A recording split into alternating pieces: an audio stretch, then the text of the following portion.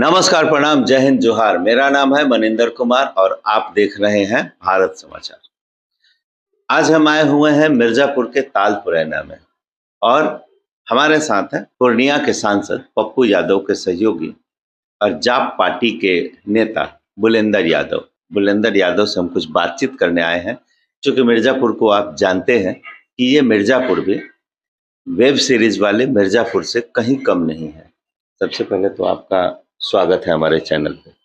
आपके भी सभी दर्शक जो सुन रहे हैं उनको भी स्वागत है। सबसे पहले तो आप ये बताइए, पप्पू यादव से आप कैसे मिले और उनके साथ उनके सहयोगी के रूप में काम करके आपको कैसा लगता है? देखिए, हमको तो पप्पू यादव के साथ काम करने में बहुत अच्छा इंटरेस्ट महसूस होता है और सभी नेता से एक अलग है वो। कारण? कारण है कि वो जमीनी नेता हैं और लोग जो है ऑफिशियल नेता हैं और वो गरीब का हर दुख दर्द में शामिल रहते हैं और लोगों के घर तक पहुंचते हैं, उनका दुख समझते हैं। जैसे बाढ़ हो गया, शराब हो गया, हर तरह का कांड जो होता है उसमें सबसे पहला पप्पू यादव सामने दिखेंगे। अच्छा, पप्पू यादव सामने दिखेंगे, लेकिन फिर भी बाकियों को छोड़ भी दें तो यादव उनको नेता नहीं मानते। देखिए, यादव में अगर कोई नेता नहीं मानते हैं तो वो सिर्फ लालू परिवार हैं, यानी कि पूरे यादव नेता मानते हैं। ऐसा नहीं है लालू यादव को मानते हैं? लालू यादव ही नहीं मानते हैं। ये तो सामने भी दिखने को मिला ना कि टिकट के लिए उन्होंने राजद में गए थे, राजद में गए थे, मगर राजद ने उनको स्वीकारा नहीं। ठीक है, तो सिर्फ लालू परिवार उनको नेता नहीं मानते, मगर पूरे यादव बिहार के पप्पू यादव को आज भी नेता मानते हैं और कभी भी मानेंगे, ये कंफर्म है।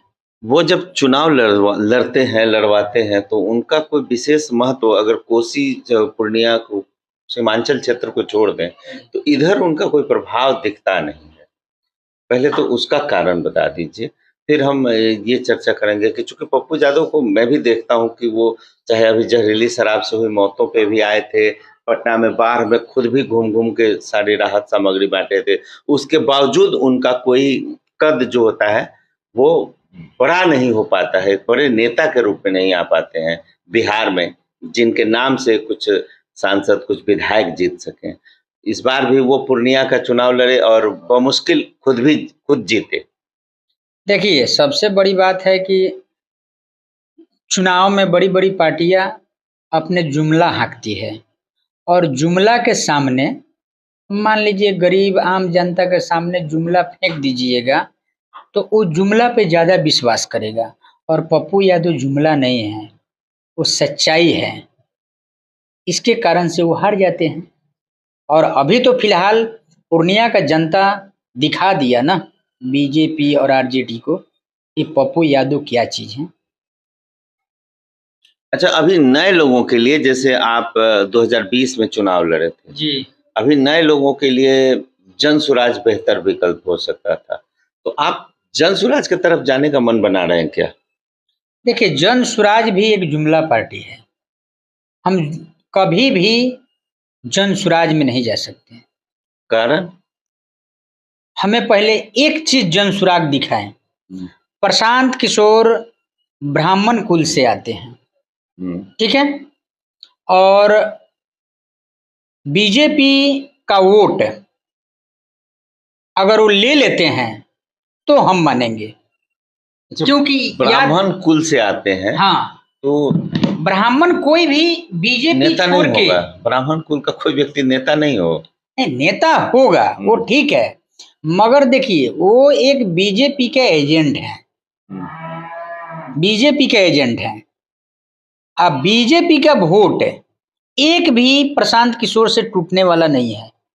जितने ब्राह्मण हैं वो पक्का है कि बीजेपी को वोट देंगे। ये तो सिर्फ लंटेन का और किसी का वोट काटने का काम ये कर रहे हैं। इनका आपको हम बता देना चाहते हैं, चुनाव से पहले आप बाद में फिर आइएगा तो हमें बताइएगा। जी जी। इनका पूरा जनसुराग का बिहार में जमानत जब्त होने जा रहा है, ये निश्चित है। जनसुराज मतलब प्रशांत किशोर कोई छाप नहीं छोड़ पाएंगे बिहार के पॉलिटिक्स पे। जी नहीं। अभी 4 जगह उपचुनाव हो रहा है और जी। चारों जगह उन्होंने दावा किया है कि हमारी पार्टी चारों जगह जीत जाएगी, और आप कहते हैं कि वो कोई छापे नहीं छोड़ पाएंगे। चारों जगह पे जमानत जब्त हो रहा है, हम आपको आज ही बता रहे हैं, जमानत जब्त हो जाएगा। चलिए अब यहाँ से निकलते हैं। अब 2025 के लिए आप क्या करेंगे? विधानसभा चुनाव फिर से लड़ेंगे? पप्पू यादव आपको कहीं से टिकट का जुगाड़ करवा रहे हैं? अभी देखिए, अभी 2025 में टाइम है, 2024 के आखिरी साल में हम लोग खड़े तो हैं। ये हम लोग अभी इस पे कोई निर्णय नहीं लिए हैं। इंडिपेंडेंट चुनाव लड़ना ये गलत है, क्योंकि हमने पहले बार भी चुनाव लड़ा, उसमें कुछ रुझान बढ़िया नहीं था। इसलिए हम अगर दावा करेंगे तो बढ़िया टिकट पे करेंगे जो कि जिताऊ हो। अच्छा, वहाँ एक बात बताइए आप बुलंदर जी, जिताऊ तो अभी 2 ही 3 देखते हैं, जदयू, राजद या भाजपा। जी। आप इन तीनों का डिनाई कर रहे हैं, आप कह रहे हैं कि भाई पप्पू यादव बढ़िया है, तो फिर जिताऊ कैसे, कहाँ जाना चाह रहे हैं? राजद में, भाजपा में या जदयू में?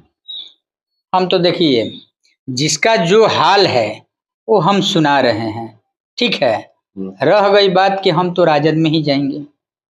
राजद में जाएंगे तो क्या यहाँ से जितेंद्र यादव को हटा के आपको टिकट दे दिया जाएगा? जितेंद्र राय जो यहाँ 15 साल से विधायक हैं, तेजस्वी ने उनको मंत्री बनाया था अभी सरकार बनने पर, और फिर हो सकता है सरकार बने उनको मंत्री बनाने की प्लानिंग है, और आप कहते हैं कि राजद में जाएंगे और टिकट लेंगे। कहाँ से फिर चुनाव लड़ेंगे? मरहौड़ा से तो नहीं मिलेगा।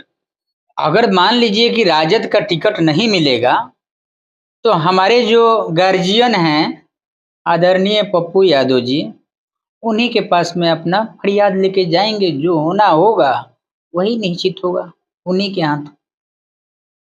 अच्छा, अब बात थोड़ा सा आपके मिर्जापुर पे कर लें। मिर्जापुर में दारू बहुत बनता है, बहुत बिकता है जी।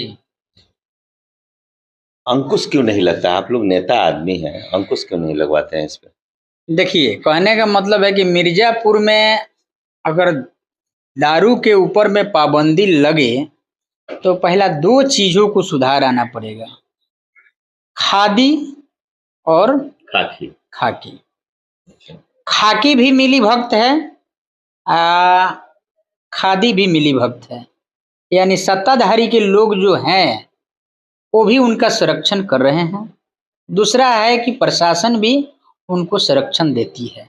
जितने भी चोर लोग हैं सत्ता में आ रहे हैं, ये सामने जो अभी मान के चलिए कि प्रशासन है, प्रशासन चोर नहीं है, प्रशासन भी चोर है। हम आपको बताना चाहते हैं, हमें कोई इन्फॉर्मेशन अगर थाना में देना है कि हाँ हमारे रेलवे लाइन के बाजू में 10 भट्टी है, वहाँ पे आप लोग आकर के रेड करिए या कुछ भी करिए, तो ये बात पुलिस को इन्फॉर्म करने के बाद ठीक 10 मिनट के बाद जो दारू माफिया के लोग हैं उनको हर बात इन्फॉर्म हो जाता है कि ये बातें किसने बताया है, यहाँ के कोई भी आदमी। नहीं, प्रशासन का तो कहना है कि भाई अगर आप हमें ऐसा कुछ सूचना देते हैं तो आपका नाम गोपनीय रखा जाएगा। ऐसा कुछ नहीं है, ये सब गलत है, अफवाह है। यहाँ के तो थाना पूरी तरीका से मिली भक्त है। हम आपको दावा के साथ बोलेंगे कि पूरा ये थाना मिली भक्त है। और दावा, ये सत्ता के जो लोग भी हैं वो भी उनका संरक्षण कर रहे हैं पूरी तरीके से। दारू माफियाओं का, दारू माफियाओं का। आज जब जहरीले शराब के कारण से कम 40-50 लोग मरे हैं ना, तो इसमें प्रशासन पूरा हिट हो गई है। अगर यही रवैया से अगर हमेशा रहेगा तब ना दारू पे लगाम लग सकता है। मैंने जहरीली शराब से मरने के बाद प्रशासन थोड़ी एक्टिव हुई है। एक्टिव हुई है, इससे पहले एक्टिव नहीं थी।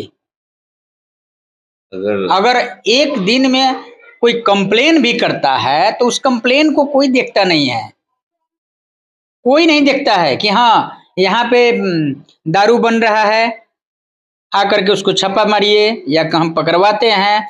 इस पे प्रशासन का कोई भी चुप्पी साथ देगा। आज जब ये लोग मरे हैं, है एसपी साहब हो, डीएसपी साहब हो, सब लोग एकदम रनिंग में हैं।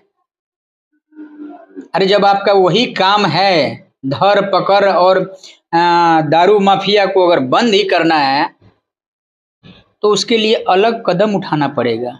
जैसे मान लीजिए कि मिर्जापुर पंचायत में बहुत ही दारू का फैक्ट्री है, तो उसके लिए मिर्जापुर में एक कैंपिंग कराइए, पुलिस को दल बल के साथ यहाँ पे 24 घंटा रखिए ना, यहाँ से 10 किलोमीटर दूर भाग जाएगा दारू बनाने वाला। अच्छा, आपका कहना है कि मतलब एक पुलिस पिकेट यहाँ बना दिया जाए, ओपी टाइप का, जहां जहां पे जहरीला शराब का निर्माण हो रहा है वहां पे इसका निर्माण तो देसी शराब का होता है, वो जहरीला हो जाता है। हाँ, तो वहां पे पुलिस कैंपिंग होना चाहिए। तो ये थे हमारे साथ मिर्जापुर के बुलंदर यादव जी, और बुलंदर यादव जी ने सारे सवालों के बड़े बेबाकी से जवाब दिए। उन्होंने खाकी और खादी के मिली भगत से शराब के निर्माण की बात भी कही है। बस आप कमेंट करके बताइएगा कि इन्होंने जो बातें कही हैं वो कितना सत्य है। बाकी मैं आपको इस सवाल के साथ छोड़े जा रहा हूँ कि जहरीली शराब से हो रही मौतों का जिम्मेवार कौन है। बहुत बहुत धन्यवाद। आपका दिन शुभ हो।